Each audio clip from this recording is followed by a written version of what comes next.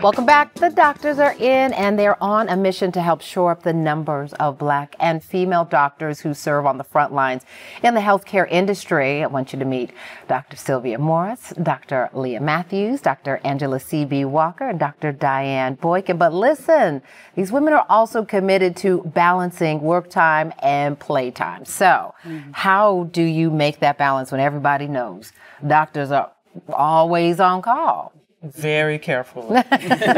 We have to try and schedule it. So I have a trainer, so I meet with my trainer once a week, ideally. Make it a point to, are you drinking enough water? Are you trying to rest appropriately? You're calling.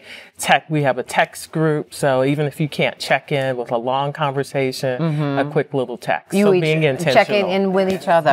That's beautiful. I want to come back to you, Dr. Walker, because you married out of undergrad and before med school. So that's how you made the time.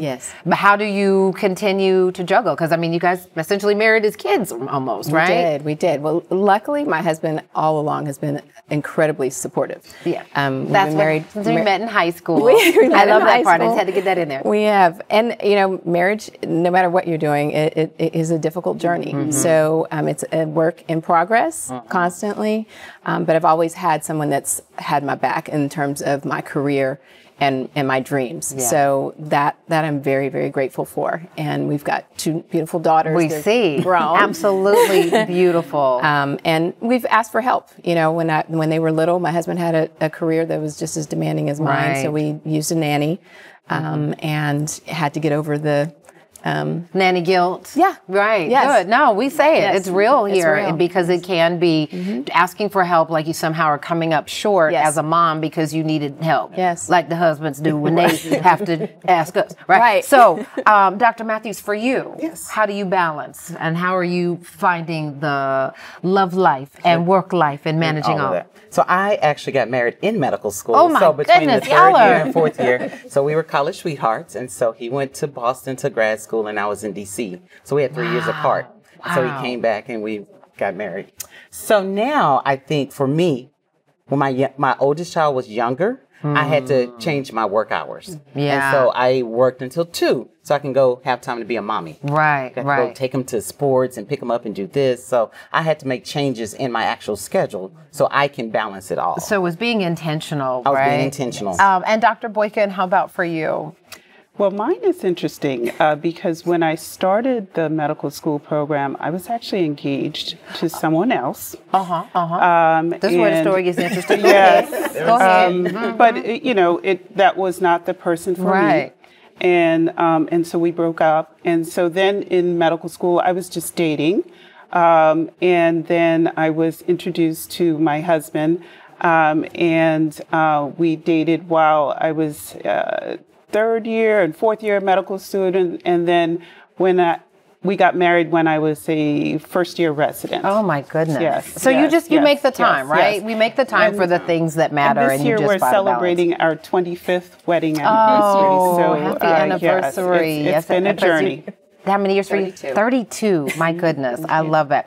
I want to shift back, though, to this passion that you all have for making sure that women understand you can. It's not about having it all. It is about finding a way to have the things that you want, sometimes in different seasons, but still having a fruitful career in medicine.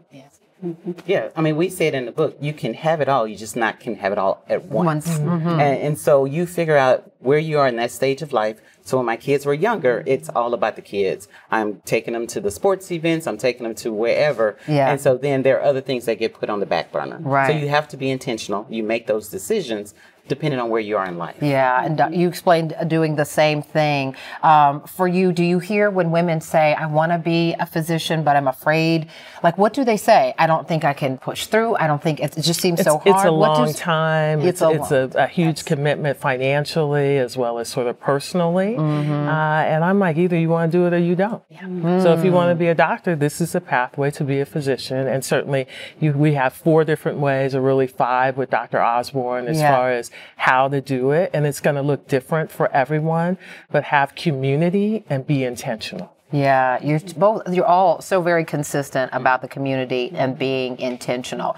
We've got about a minute left before we go to break here. I want to get a sense of sort of the hard days, the hard nights, how you push through on those, right? Because this is the kind of work that impacts life, right?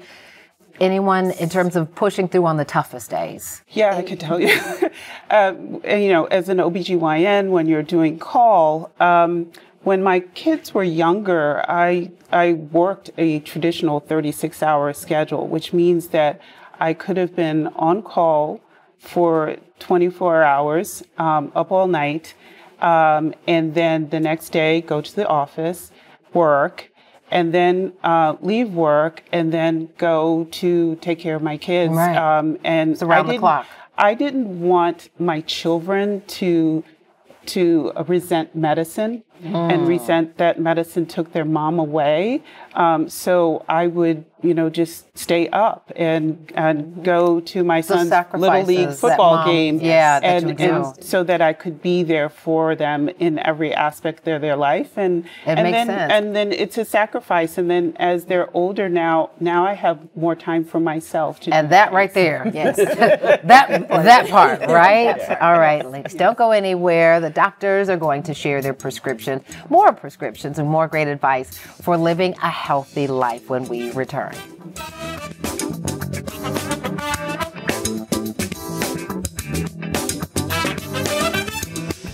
Hey there, Portia here. Listen, that was a good conversation, wasn't it? Want to see the rest of it? Just go to portiashow.com, scroll down until you see that particular episode. But listen, before you scroll on out of here, I need you to do me a favor, please. Like, comment, let us know what you thought of that episode, and subscribe. And if you already are a subscriber, we sure appreciate you. In the meantime, we'll be sure to see you on the next episode of Portia, and you can catch us weeknights on Fox Soul as well. Tell your friends. Tell them to like, comment, and subscribe. See you next time.